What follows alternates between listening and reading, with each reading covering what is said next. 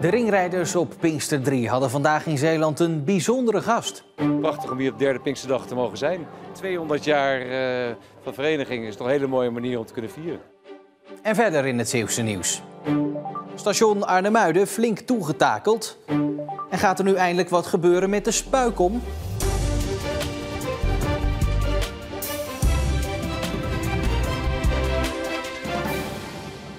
Goedenavond. Het is de oudste ringrijdersvereniging van Nederland en ze hebben een bijzondere mijlpaal bereikt. Ringrijdersvereniging Nieuwland bestaat 200 jaar. En dat werd uiteraard op deze Pinkster 3 gevierd met een wedstrijd in Nieuw- en Sint-Joosland, maar vooral ook met een bezoek van onze vorst.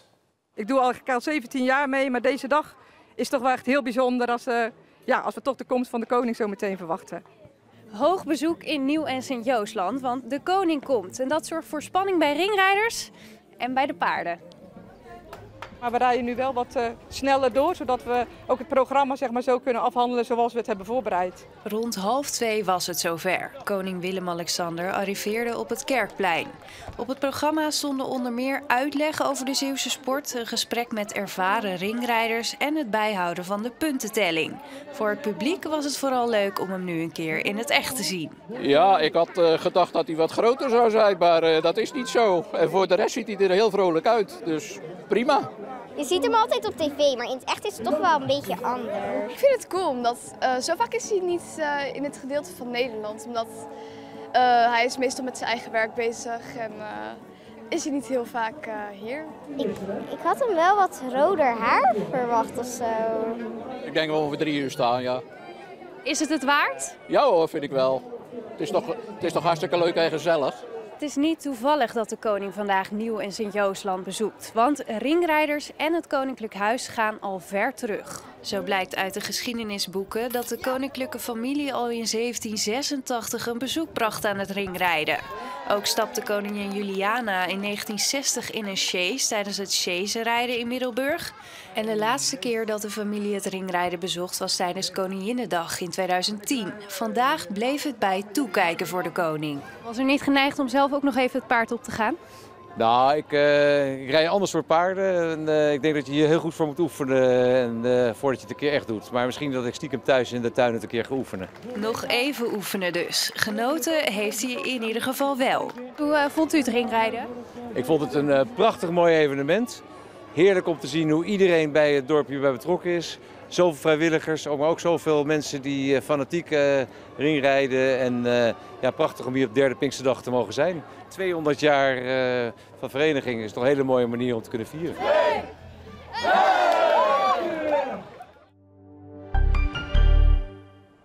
De provincie wil dat er een directe treinverbinding komt van Zeeland met Breda. Dat kan door de sprinter uit Vlissingen vanaf eind volgend jaar in Roosendaal achter de trein naar Zwolle te koppelen. Reizigers naar Brabant hoeven dan niet meer over te stappen in Roosendaal. De korte overstaptijd daar zorgt er nu voor dat mensen regelmatig hun aansluiting missen. Rijkswaterstaat heeft dit Pinksterweekend 29 boetes uitgedeeld tijdens een grote handhavingsactie op het Veersemeer en de Oosterschelde. De meest voorkomende overtredingen waren te snel varen, het niet gebruik maken van het dodemanskoord en het ontbreken van een vaarbewijs. Naast de 29 boetes zijn er ook nog 43 waarschuwingen uitgedeeld. De gemeente Noord-Beverland is door fietsers uitgeroepen tot winnaar in de verkiezing van de Fietsersbond in de categorie kleine gemeenten. Ten opzichte van andere gemeenten van dezelfde grootte scoort Noord-Beverland volgens de fietsers van alle leeftijden beduidend hoger. Redenen voor die hogere waardering zijn weinig stress in het verkeer en een goed onderhouden fietsnetwerk. Bovendien zijn de fietspaden schoon en zijn verkeersvoorzieningen als stoplichten en bewegwijzering volgens de respondenten tik in orde. Dan naar het stationsgebouw in Arnhem-Muiden. Dat wordt geplaagd door inbraken en vernielingen. Het gebouw staat al een paar weken leeg en lijkt daarmee een hotspot geworden voor vandalen. Wat er nu vernield wordt zijn deze monumentale ingangen. De ramen zijn allemaal vernield. Binnen is het een complete puinhoop eigenlijk. Er is alles losgesmeten, toiletten zijn vernield enzovoort. Puur vandalisme. Het is de laatste tijd bijna iedere dag raak in het stationsgebouw. Ik wil het niet vergelijken met een oorlogsgebied, maar het gaat toch wel een beetje blijken. Die is gewoon een schitterend decor geworden voor een oorlogsfilm. Brandstichting, een wietkwekerij, bekladdingen. Het behoort allemaal tot de geschiedenis van het stationsgebouw. Maar de laatste tijd ging het goed, omdat het gebouw tot voor kort bewoond werd door arbeidsmigranten. En sinds een paar weken staat het leeg en nu is het een speelplaats voor vandalen geworden eigenlijk. Het hek is hier sinds een paar weken van de Dam. Ja, letterlijk van de Dam. En zelfs gisteravond werd er nog ingebroken. Inbraak na inbraak dus. En een tour door het stationsgebouw laat zien dat dat diepe sporen achterlaat in het ooit statige pand uit 1872. Overal liggen scherven en verpakkingen. Ramen zijn kapotgeslagen, muren vernield. En dat gaat de bewonersgroep Arnhemuiden aan het hart. Het is een van de weinige monumentale gebouwen die we nog hebben in Arnhemuiden. Dus dat is helemaal zonde natuurlijk. Arnhemuiden is de poort van Walcheren. Dus iedereen met de trein komt hier zo langs. Niemand wil dit natuurlijk. Pieter, Korsian, Herman en Colin uit Arnhemuiden hangen graag rond bij het station. Nou ja, regelmatig wel, ja. En wat doe je hier dan? Sigaret roken. En ze hebben zicht op het stationsgebouw. Ben jij hier wel eens naar binnen geweest? Ik nog nooit al. Ik niet hoor. Ik lag op bed vannacht. Dus jullie hebben hier niks mee te maken? Nee. Ze vinden het zonde dat het gebouw nu zo aan het verpauperen is. Ja, het ziet er allemaal een stuk minder mooi uit, hè, met al die planken en zo. En wat zouden jullie willen zeggen tegen de mensen die hier telkens weer naar binnen gaan? Ja, je moet je schamen. Er moet dus iets gebeuren. De burgergroep wil dat er cameratoezicht komt en dat het station als risicogebied wordt bestempeld. Dat betekent dat iedereen die hier rondloopt, die kan om zijn legitimatiebewijs gevraagd worden. Ook mag de politie in dat geval preventief fouilleren. De jongeren zouden graag zien dat het gebouw weer een gemeenschapsfunctie krijgt. Als we nou gewoon iets leuks van dat gebouw maken, hè, dat gewoon echt wordt gezien als stationshuis. Kijk, als we nou gewoon een leuk museum of iets erin maken, ja, dan heb je nog wat, zeg maar. Ja, misschien een hotel of zo, weet je wel. Gewoon dat je er wel echt iets aan hebt. En nu heb je er helemaal niks aan. Dus Een goede bestemming geven? Ja, goede bestemming, ja. Dat helpt wel, denk ik.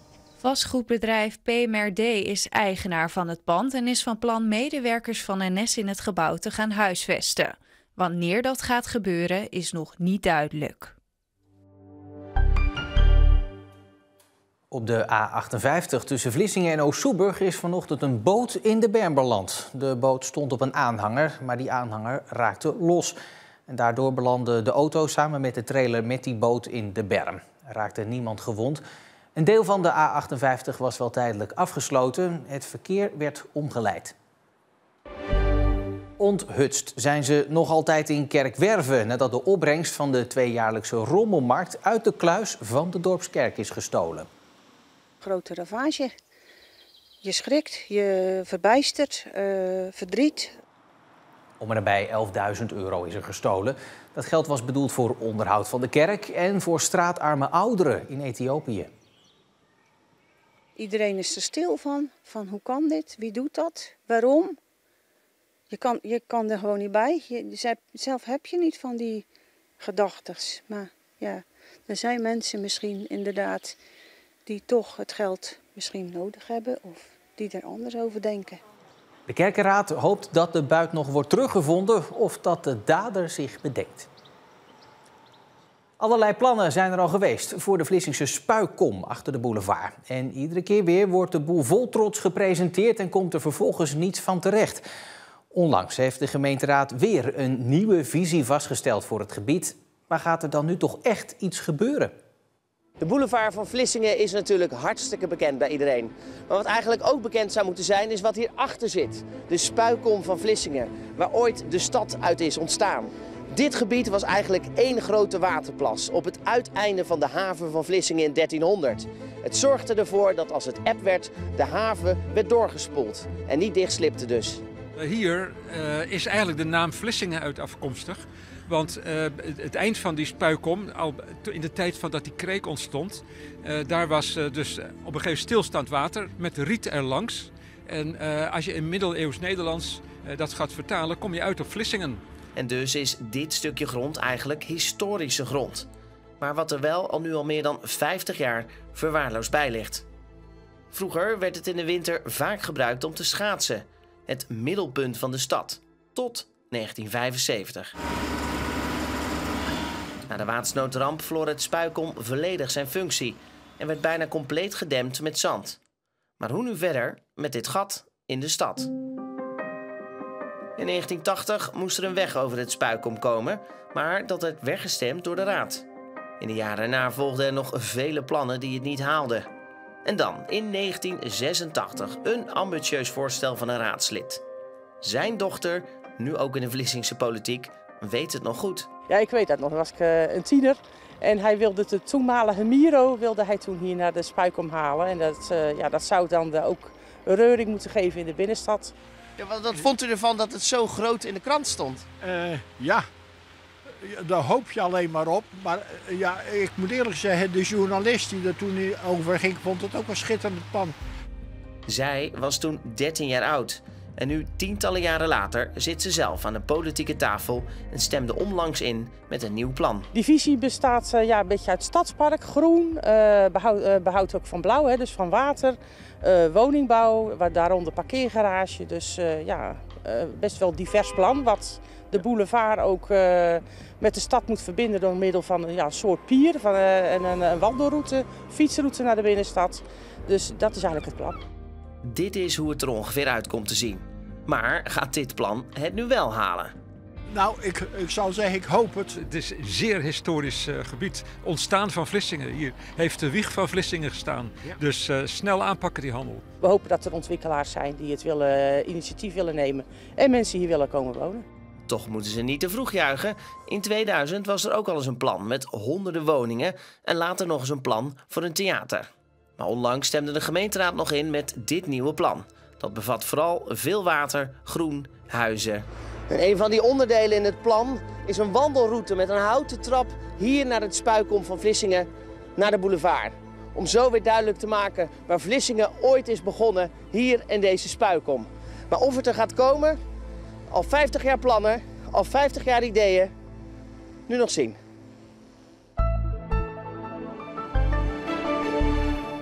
Het begon nog aardig vanmorgen met wat zon, maar al vrij snel kwamen er flinke stapelwolken. Vooral op Schouwen-Duiveland, Tholen en Noord-Beverland zelfs een onweersbui hier en daar. Morgenochtend komt er dan na een natte nacht weer opnieuw wat opklaringen opzetten. Maar ook dan blijft een bui mogelijk. Het wordt 17 tot 19 graden en ook de dagen daarna bewolkt met af en toe regen.